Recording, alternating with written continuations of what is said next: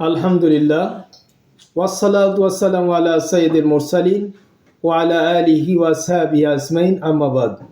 প্রিয় দেশবাসী এবং প্রবাসী ভাই বোন, সবার প্রতি রইল পবিত্র মাহে রমজানের আন্তরিক শুভেচ্ছা।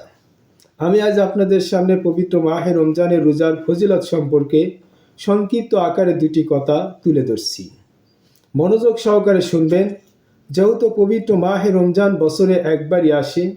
এই রমজানের মধ্যে বান্দাদের জন্য অসংখ্য ফজিলত রেখে দিয়েছে। এই পবিত্র মাহে রমজান তার বান্দার উপরে যে ফরজ করেছেন, আল্লাহ রাব্বুল আলামিন তা পবিত্র কুরআনুল কারিমে তিনি ঘোষণা করেছেন। বিসমিল্লাহির রহমানির রহিম। ইয়া আইয়ুহাল্লাযীনা আমানু কুতিবা আলাইকুমুস সিয়াম কামা কুতিবা আলাল্লাযীনা মিন ক্বাবলিকুম লাআল্লাকুম তাত্তাকুন। মহান আল্লাহ রাব্বুল আলামিন বলেন, হে মুমিন সম্প্রদায়, আমি তোমাদের উপর রোজাকে ফরজ করে দিয়েছি, যেমনটি করেছিলাম তোমাদের পূর্ববর্তী লোকদের উপরে, যাতে করে তোমরা তাকওয়া অর্জন করতে পারো, অর্থাৎ আল্লাহকে ভয় করতে পারো। নবী করিম সাল্লাল্লাহু আলাইহি সাল্লাম বলেছেন, যে ব্যক্তি ঈমানের সহিত সওয়াবের নিয়তে পবিত্র মাহে রমজানের রোজা রাখবে, আল্লাহ রাব্বুল আলামিন তার অতীত জীবনের সমস্ত গুনাহ মাফ করে দিবেন। সুবহানাল্লাহি রাব্বিল আলামিন। তারপরে মহান আল্লাহ রাব্বুল আলামিনের এই হাবিব হাদিসে কুদসিতে বলেছেন, মহান আল্লাহ রাব্বুল আলামিন বলেন, রোজা হলো আমার, আর আমি এর প্রতিদান নিজ হাতে আমার বান্দার কাছে তুলে দেব। এ থেকে আরও ফজিলতপূর্ণ বিষয়গুলো আল্লাহ রাব্বুল আলামিনের হাবিব বলেছেন।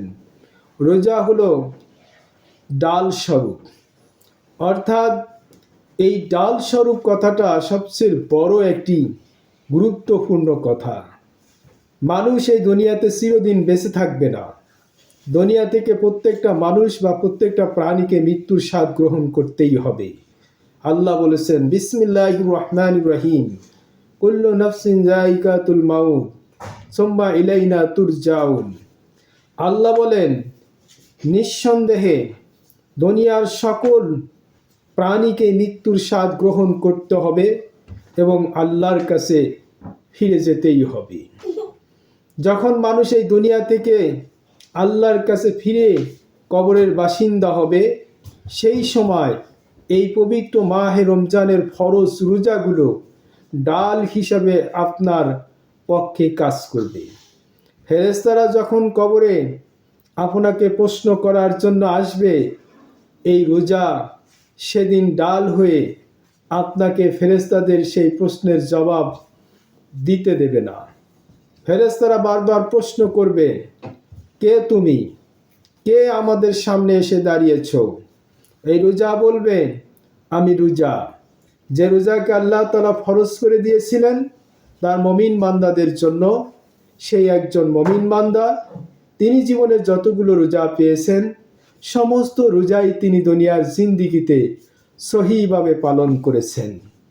আমরা তার পক্ষে ডাল হিসেবে সামনে দাঁড়িয়েছি, কোনো প্রশ্ন করার সুযোগ আমরা দিতে পারি না। এভাবেই মহান আল্লাহ রাব্বুল আলামিন বিভিন্নভাবে এই রোজার ফজিলত মুমিন বান্দাদেরকে দান করেছেন। পরবর্তী ভিডিওতে আরও সুন্দর সুন্দর কথাগুলো আপনাদের সামনে তুলে ধরব।